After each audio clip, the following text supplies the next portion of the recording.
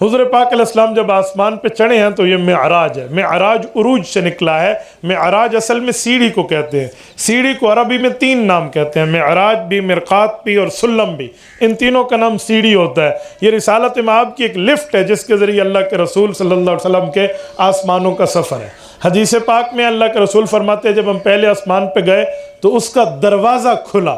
اندازہ لگائیں، یعنی آسمان کا دروازہ ہے، وہ کھولنے کے لیے جبرائیل مین گیٹ پر گئے ہیں. اب جب جبرائیل امین گئے ہیں، جبرائیل امین نے وہاں اپنے آنے کی اطلاع دی ہے تو اندر سے سوال ہوا ہے، کون؟ جبرائیل نے کہا میں جبرائیل ہوں. پوچھا اکیلے ہو؟ کہا جی نہیں. کہا ومن معک، ساتھ کون ہے؟ کہا محمد صلی اللہ علیہ وآلہ وسلم. حضور پاک کے نام پہ کیا کہنا چاہیے؟ اس عقیدے اور نظریے سے کہ جب ہم درود 1 مرتبہ پڑھیں گے 10 مرتبہ اللہ ہمارے اوپر بولیے بولیے. اور ہمارا عقیدہ ہے ادھر سے درود پڑھیں حضور تک کون لے جاتے ہیں؟ اور رسول اللہ کی قبر پہ پڑھیں آقا خود سنتے ہیں. جس کا عقیدہ ہے وہ ہاتھ کھڑا کرے. آپ لوگ مجھے جواب نہیں دیتے نا، میں اس لیے آپ کا عقیدہ اور نظریہ ہے جس کا نظریہ حضور خود سنتے ہیں قبر سے وہ ہاتھ کھڑا رکھے. سنتے ہیں؟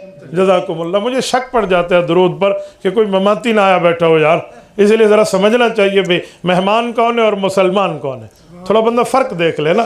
بعض اوقات اپنوں کی شکل میں گھس کے غیر بھی آ کے بیٹھ جاتے ہیں، اجی چلو فلاں کی ٹھکائی ہونی ہے، فلاں کی نہیں، پورے اسلام کے مذہب کو بیان کرنا ہے، ادھورا مذہب بیان نہیں کرنا. حضور اقدس صلی اللہ علیہ وسلم کا بتایا گیا کہ ساتھ میرے محمد صلی اللہ علیہ وآلہ وسلم ہے. تو اندر والوں نے پھر سوال کیا اب بعثت الی، تجھے ان کے پاس بھیجا گیا؟ کہ نعم بعثت الی، جی ہاں مجھے ان کے پاس بھیجا گیا. اس سوال و جوابات کے بعد حضور فرماتے آسمان کا مین گیٹ کھل گیا، ہم اندر گئے. یہ مین گیٹ کھلنے میں سوال و جواب کو میں بڑے اچھے انداز سے آپ کو سمجھاؤں. آپ اس کو عسکری نظر سے دیکھیں، فوجی کانسیپٹ سے دیکھیں. جب ایک مین گیٹ کراس کرنا ہوتا ہے نا تو جو وہاں پر پہرے دار ہوتا ہے اس کے پاس ایک کوڈ اور خفیہ لفظ ہوتا ہے جو وہ آنے والے سے پوچھتا ہے، جو اس کے جواب میں وہی خفیہ لفظ بتائے جو مین لفظ طے کر دیا گیا ہے تو گیٹ کھلتا ہے، ورنہ نہیں کھلتا. اس کو ہالٹ کہہ کر روک دیا جاتا ہے اور اس سے کوڈ پوچھتے ہیں، وہ بتا دے تو ٹھیک ہے ورنہ تیسرے پہ فائر بھی ہو سکتا ہے. جبرائیل امین جو حضور پاک کو لے کر چلے ہیں، یہ بھی خفیہ کوڈ ہے جو درج کیا جا رہا ہے اور آسمان سے پوچھا جا رہا ہے. ایک ایک آسمان کی کراسنگ ہوئی، ہر آسمان پہ یہی سوال ہے. 7 آسمان پورے ہوئے ہیں اور 7 انبیاء سے ایک ایک نبی سے ایک ایک آسمان پہ ملاقات ہے. وہ کون سے 7 انبیاء ہیں جن کو آسمان پر رب نے بلا کے رسول اللہ سے ملاقات کرائی ہے؟ پہلے آسمان پہ حضرت آدم علیہ السلام ہے. ادھر سے چلیں تو پہلا یہی ہے نا جس کو ہم آسمان دنیا کہتے ہیں. لوگ سمجھتے ہیں آسمان دنیا کا معنی دنیا کے اوپر والا آسمان، جی نہیں. دنیا دنون سے مشتق ہے، اس کا معنی ہوتا ہے قریب ہونا.